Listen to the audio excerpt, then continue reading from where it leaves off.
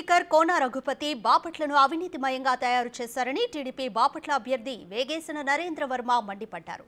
Tourism medical హబ్గా బాపట్లను తయారు చేస్తానని, అవినీతి లేని నియోజకవర్గంగా తీర్చిదిద్దుతా అంటున్న టీడీపీ అభ్యర్థి నరేంద్ర వర్మతో మా ప్రతినిధి Shiva face to face.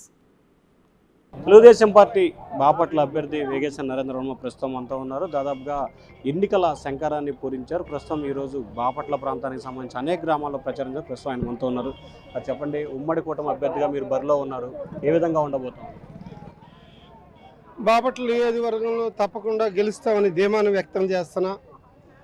Telugu Desam party cadre అందరూ చాలా ఉల్లాసంగా ఉత్సాహంగా పనిచేస్తున్నారు. ఇక్కడ అన్నిటికీ మించి తెలుగుదేశం క్యాడర్తో పాటు జనసేన, భారతీయ జనతా పార్టీ కూడా చాలా ఐకమత్యంతో ఉత్సాహంగా ఉల్లాసంగా పనిచేస్తున్నారు.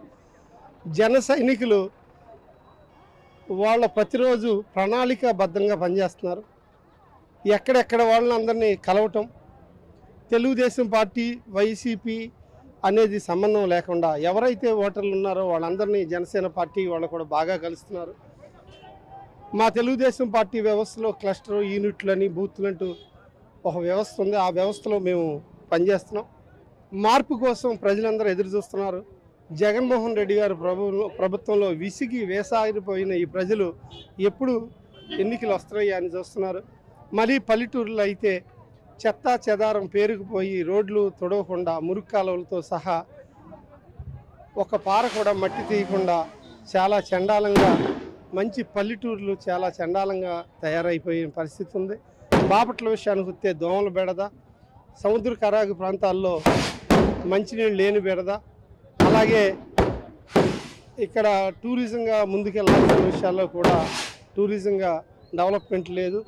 మంచినీళ్ళు తగినన్ని రాకపోవటం, వేసంకాలం వచ్చేదానికి 3 రోజులకు ఒకసారి బాపట్ల మంచినీళ్ళు ఇచ్చే పరిస్థితి, ఇలా ఎన్నో సమస్యలతో బాపట్ల ఈరోజు ఉంది. దాన్ని అధిగమించి ఈ సమస్యలకి పరిష్కారం దిశగా నేను పనిచేయడానికి ఇప్పటి నుంచే ప్రణాళికలు సిద్ధం చేస్తున్నా. ఎమ్మెల్యే అనేది పోటీ చేయటమే కాదు, బాపట్ల ప్రజల అండదండలతో ఆశీర్వాదంతో ఎమ్మెల్యే అవుతాననే నమ్మకంతో మేము నా ప్రయాణం మొదలుపెట్టా. నీతి నిజాయితీయే ఒక అజెండాగా, లంచాలు లేని పాలన అందియాలనేది ఒక ధ్యేయం, ఒక లక్ష్యంతో నేను పనిచేస్తున్నా. దానికోసం అహర్నిశలు కష్టపడుతున్నా.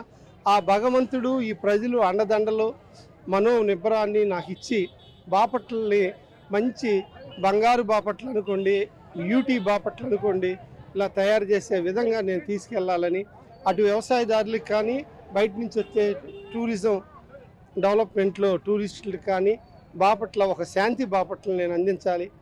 గంజాయి బాపట్లగా మారిన పరిస్థితి నుంచి బాపట్ల పరిస్థితులు మార్చేటట్లుగా ప్రయాణం చేయాలి.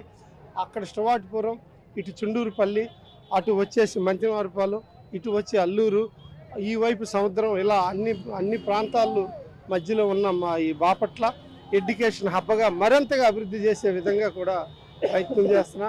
అన్నిటికి మించి ఈ మోటార్ సైకిల్ మీద, బళ్ళ మీద ఎంతో మంచి ప్రతి వీధిలో, ప్రతి వాళ్ళలో, ప్రతి పల్లెలో చాలా పెద్ద ఎత్తున ప్రజలు పాలు పంచుకుంటున్నారు. చాలా సంతోషంగా ఉంది. రాబోయే రోజుల్లో తెలుగుదేశం ప్రభుత్వం ఫామ్ అవుతుంది. ఈ డబల్ ఇంజిన్ ప్రభుత్వం రాబోతున్నది. రీబిల్డ్, రాష్ట్రాన్ని రీబిల్డ్ చేసే విధంగా మళ్ళీ సన్నాహాలతో చంద్రబాబు నాయుడు గారు సిద్ధంగా ఉన్నారు. ఆయన ఆరోగ్యం బాగుండాలి, ఆశీస్సులు, ఆ భగవంతుడి ఆశీస్సులతో ఆయన నిండుగా 100 ఏళ్ళు వృద్ధింది మన రాష్ట్రానికి ఒక పెద్ద కొడుకులాగా రాష్ట్రాన్ని తీర్చిదిద్దే బాధ్యత తీసుకున్నందుకు, అటువంటి ఒక మంచి వ్యక్తిని మన రాష్ట్రానికి అందించినందుకు కలియుగ దైవం శ్రీ వెంకటేశ్వర స్వామి, అల్లా, అలాగే ప్రభు అయిన యేసయ్యకి కూడా మేము ధన్యవాదాలు తెలియజేస్తున్నాం. సో ఇది మొత్తం మీద ఇప్పటి వరకు గత 5 సంవత్సరాల కాలంగా ఎటువంటి అభివృద్ధి లేదు. రానున్న 5 ఏళ్లలో అభివృద్ధికి బాపట్ల కీలకంగా చేస్తామని చెప్పి కూడా వేగేసిన నరేంద్ర వర్మ చెప్తా ఉన్నారు. Vote studio.